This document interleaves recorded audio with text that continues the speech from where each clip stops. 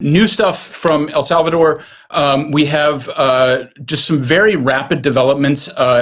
Big shout out to Nick Carter, who put together a discussion, I believe, last night that led to the decision by the president that he's going to encourage volcano mining. So I think we have his tweet that we can look at. Yes.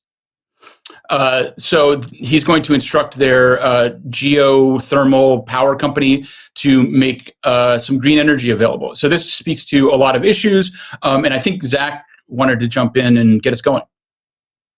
Sure, I'll jump in. So the thing was 2 nights ago, and this idea of Bitcoin mined through volcano geothermal seemed to have been hatched in this Twitter Spaces, and then with a matter of hours, it was directed into some version of state policy, which I think just is pretty ridiculous in terms of the process here, but very interesting to watch unfold in real time, right? This is like kind of like if Michael Saylor had a government at his disposal, a government which is like almost completely in line behind the president of El Salvador, Bukele. So I think it's really wild and like very crypto to see this matter of national policy play out on crypto Twitter. I think that's pretty remarkable to see happen.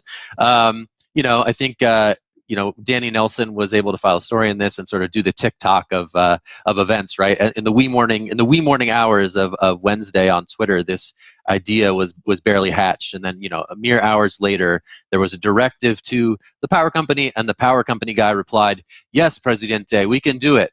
So the fact that this is happening is really crazy, and I think there's going to be more fast developing, very visible pronouncements and developments on this going forward. I mean, it was promised that there's going to be a new idea every day, and we haven't had our idea yet today, but I wouldn't be surprised if we saw something more come out of it. Yeah, I believe Danny. And the reason that this is, oh, sorry.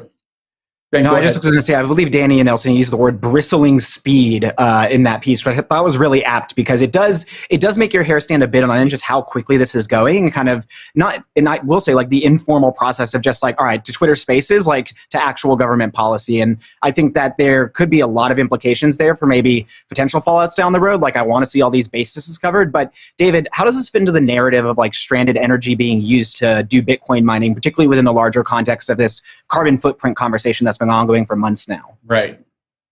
Yeah. So the stranded energy thing is fascinating and really one of the huge strengths of Bitcoin, if you accept the other good things about it.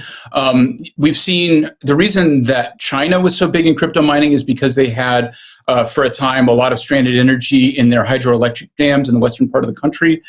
We've seen natural gas flaring being used. These are situations where you have energy, but you either don't have the demand to use it locally or you don't have the infrastructure to send it where it's needed. And you can use it right on location to mine Bitcoin. El Salvador does not have a super robust economy, and so they have all of this geothermal energy, but not a lot of ways to put it to economic use. So it really does seem to make a lot of sense that they would use that to mine Bitcoin. And I think it also, speaks to the ESG issues that people have been grappling with over Bitcoin and energy use. I would really love to see Michael Saylor and Elon Musk's Bitcoin Mining Council reach out to Bukele and see if they can collaborate on what I think they need to do, which is develop a certification standard for green Bitcoin, non-governmental, voluntary, but that could be used by investment firms and others who are interested in directing their clients to clean Bitcoin specifically in a way that is supervisable. Jen, I think I saw you nod your head. Can I pressure you into saying something? Sure, you can, but I saw Naomi's hand go up, so I'll quickly weigh in, and I'll pass it back down to Naomi. But just coming off what Zach said, I mean, I'm also in shock at how fast things are moving in El Salvador. When I saw this volcano story, I was like, are we going to see Elon in El Salvador next? Like, what will happen next? It feels like we're watching a very fast moving like film on Bitcoin and ESG. And to me, it feels too fast. And I don't know what's going to happen to slow it down, because I think we need to start thinking through these things, I think, a little bit more thoughtfully. And I'm just worried that something is going is going to happen, and then we're going to, be propelled 10 steps backwards. So that's Jen, you just missed the slow-moving bureaucracies. This is how the real world moves. This is the fast speed our world would move. If all this red tape just didn't get in the way. But Zach, you had something quick.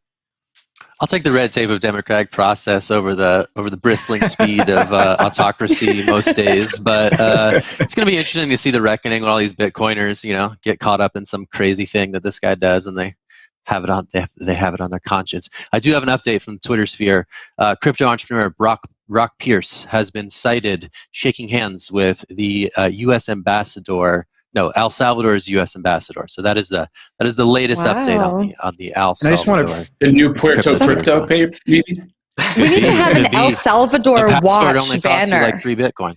Yeah, we and could. situating this too very quickly in the ESG conversation, Jen, like you were mentioning, like let's also say that like this is like a national kind of gas company. This is not like an independent entity, and so like linking up like geothermal and like Bitcoin mining could just make them a lot of money potentially. So like there is self-interest certainly driving this too. It is not definitely pure altruism or something of the like.